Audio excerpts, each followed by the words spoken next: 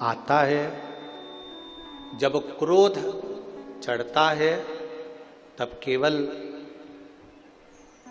सामने वाला व्यक्ति ही बर्बाद नहीं होता, पूरा घर बर्बाद हो जाता है। इसलिए कल कथा में कहा था, आप लोगों से निवेदन किया था कल कथा में कि बेडरूम होता है, ड्राइंग रूम होता है, वॉशरूम होता है, तो कंट्रोल रूम भी होना चाहिए जिसमें अपन क्रोध पर कंट्रोल कर सकें।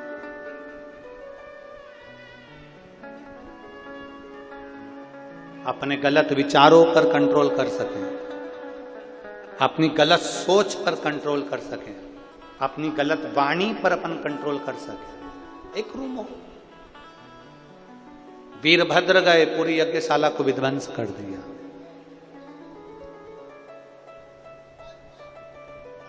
दक्ष प्रजापति का शीश कटा अग्नि में जाकर गिर गया।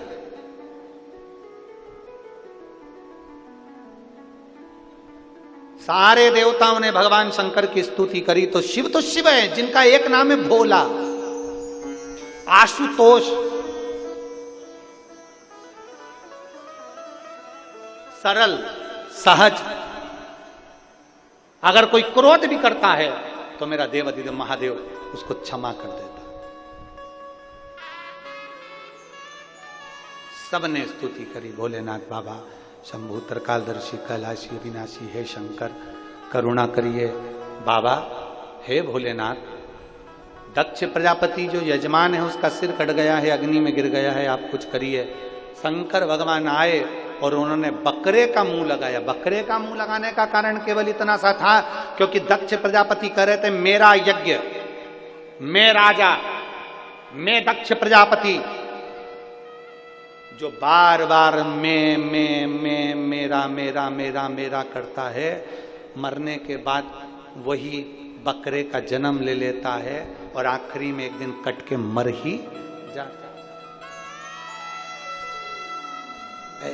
बहुत बचना चाहिए मैं संबोधन से और मेरे संबोधन से बचने का प्रयास। एक महाराज जी प्रवचन दे रहे थे, प्रवचन में महाराज जी ने कहा मेरे मुख से 7 दिन तक गंगा बहेगी, तुम सब रोज आओ, डुबकी लगाओ।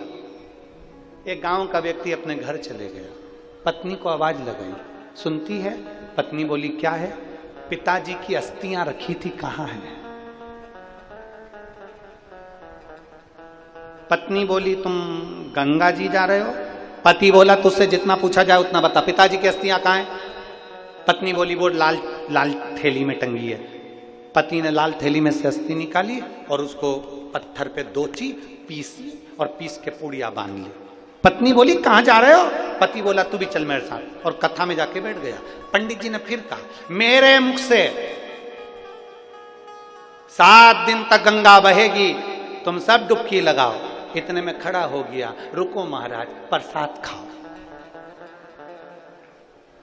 और महाराज जी को जो पुड़िया दी, महाराज जी ने पुड़िया खोली, खोलने के बाद जो मुंह में डाली, डालते सी वो तो हड्डी का चूरा था, जैसे मुंह में गया तो चर्र बोले। अब वो हड्डी का चूरा जैसे चर्र बोले तो महाराज जी ने पूछा क्या खवा दो, क्या खवाया? इतने में वो गांव का व्यक्ति बोला पिताजी की अस्थियां रखी थी, पत्नी रोज कहती थी गंगा जी में खवाओ, गंगा जी में खवाओ, गंगा जी में खवाओ। हमने सोचा गंगा बहुत दूर है, तुम ही बोले मेरे मुंह से रोज गंगा बह रही है, तो हमने यहीं खवा दी।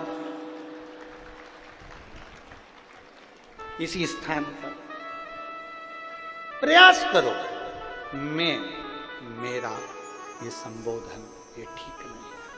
इन संबोधनों से बचने का प्रयास करिएगा, इन संबोधनों से बचने का प्रयास करो।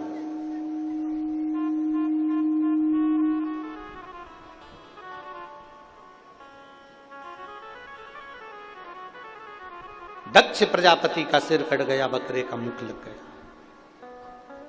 अब बकरा स्तुति करे तो कैसे करे? तो ये जो बम बम भोले बोलते हो ना, ये सबसे पहले दक्ष प्रजापति ने बोला था, बकरे का मुंह लगने के बाद। अब बकरा हिंदी तो बोल नहीं सकता, परतवाड़ा के बकरे हो तो अंग्रेजी बोल सकते हो।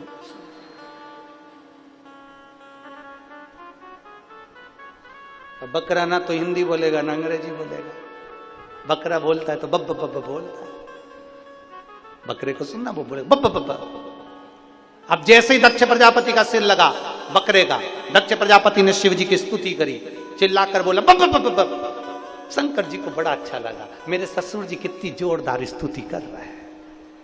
शंकर भगवान ने आकर दर्शन दिया और वर दे दिया, जो मेरे मंदिर में आकर बम बम बोले भोलेगा, शंकर जी कहते मैं समझ जाऊंगा कि मेरा ससुर आया है।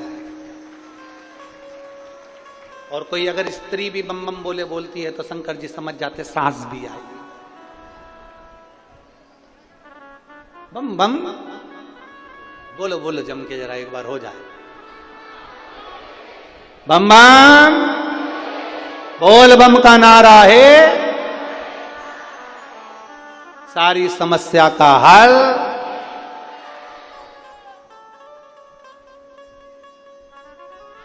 कोई लेट बनता है, कोई जल्दी बनता है, शंकर को जल चढ़ाने वाला एक दिन सेठ जरूर